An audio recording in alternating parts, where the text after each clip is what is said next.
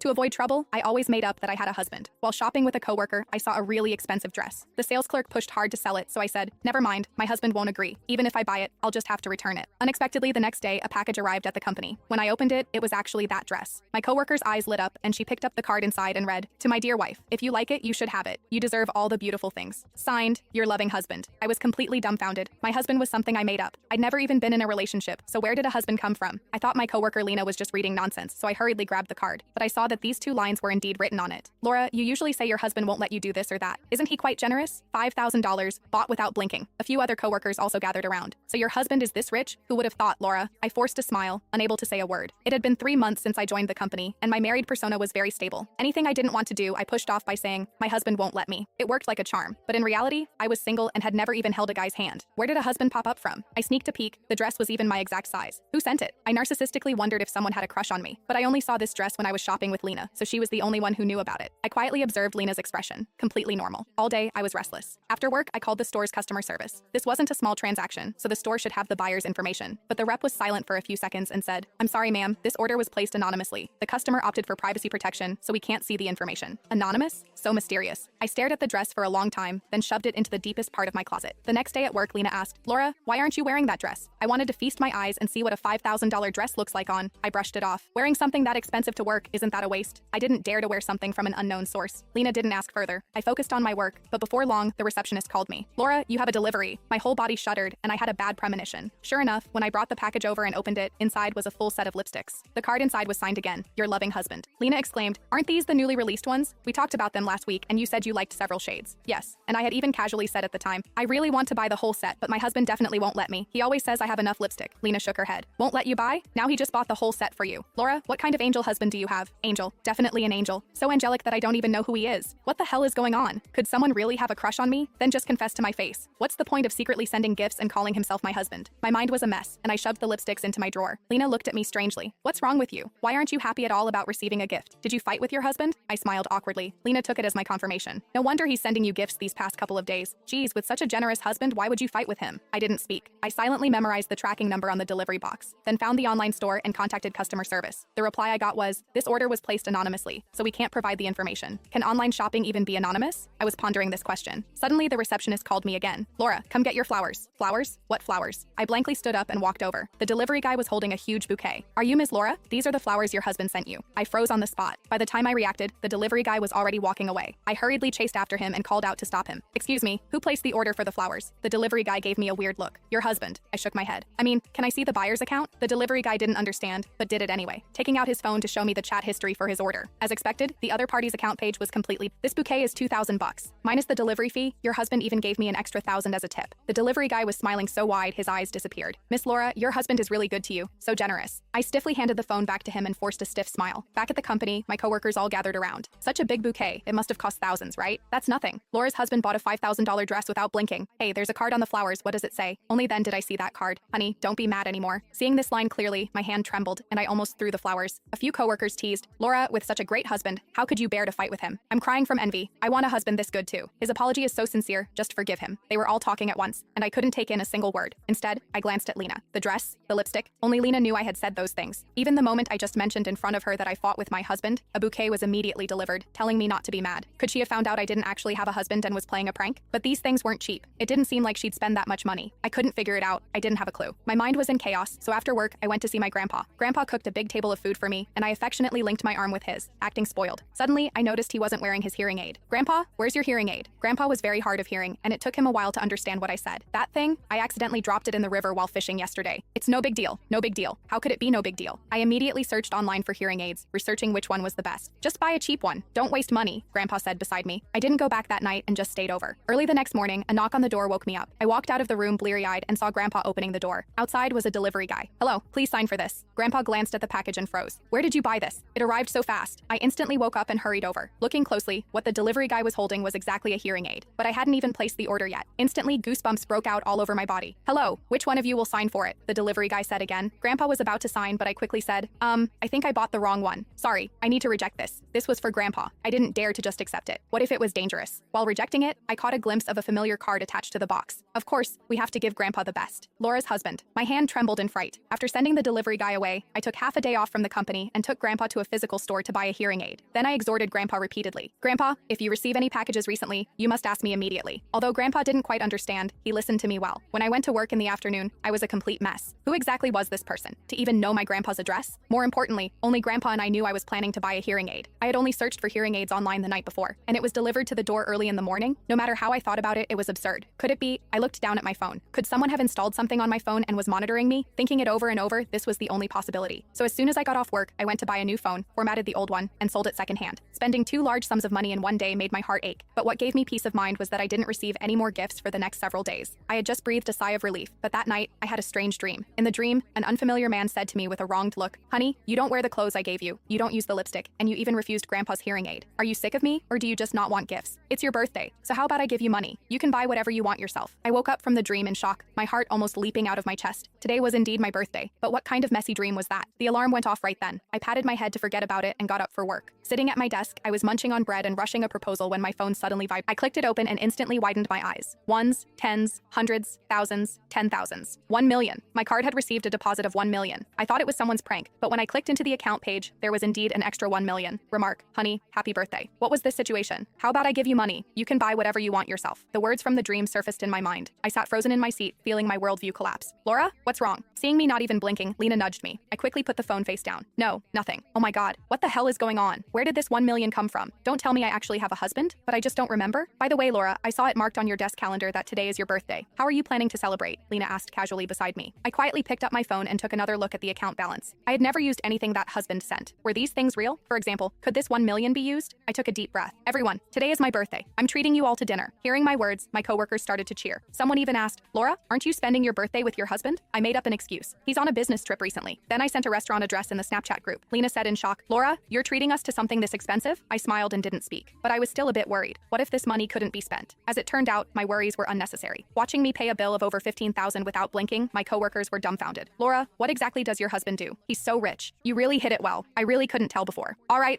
let Laura make a wish first. Lena ordered a cake and put a birthday hat on me. The candles were lit, and I closed my eyes. Thinking of the bizarre experiences lately, I suddenly had an absurd thought. Could it be that I have superpowers and whatever I want, I get? Then I might as well try something big. Thinking this, I chanted silently in my heart, I want lots and lots of money. Then I opened my eyes and blew out the candles. When I went home at night, after washing up and lying in bed, I saw an unread message. I sat up with a whoosh, clenched my fists, and clicked on that message. I saw that another sum of money had been credited to my card, and the string of numbers was even longer than the one from the morning. My heart pounding, I counted the zeros. It was actually 100 million. Remark, I will give you lots and lots of money. It was too incredible. I got out of bed and walked in circles several times, feeling like I was dreaming. Did I really have the superpower to make wishes come true? But this wasn't scientific. After calming down, I still felt something was wrong. With such a huge income, would I be targeted by the police? Getting rich overnight, would I be targeted by bad guys? Even though the feeling of having money was great, but I really didn't dare to spend this money. Thinking it over, I decided to go to the police tomorrow. If the police could trace the source of the money, that would be for the best. If they couldn't, at least there would be a record. Right, just like that. I took a few deep breaths and comforted myself. Lying back on the bed, I prepared to put down my phone and sleep. Suddenly, my hand slipped, and I opened the photo album. Then, I violently sat up once again. Because in my photo album, a few photos I had never seen had appeared out of nowhere. They were even photos of me and an unfamiliar man together. And this man looked exactly like the face in my dream. I was terrified and frantically turned on the light. It was practically a ghost. I had no impression of these photos at all, and I was sure I didn't know this man, unless the photos were AI. But I had just changed to a new phone. Was the new phone being monitored too? No matter what, I absolutely had to go report this to the police. I left the light on all night and didn't dare to sleep. As soon as it was dawn, I took a cab to the police station. Hello, has something happened to you? It was too early, plus my complexion was abnormal. The duty officer became alert and poured me a glass of water. I swallowed. Officer, photos of a strange man suddenly appeared on my phone, and I also received a huge sum of money from an unknown source. The officer frowned and asked, money from an unknown source? How much? 100 million? No, 1 million plus 100 million. 100 million? The officer jumped in shock and yelled, Officer Sam, what are you getting so startled about? What 100 million? Another police officer asked from a distance, and I froze for a moment. Officer Sam? I slowly looked up and saw his face. Suddenly my mind exploded. I knew what was going on. While feeling excited, I had a severe headache.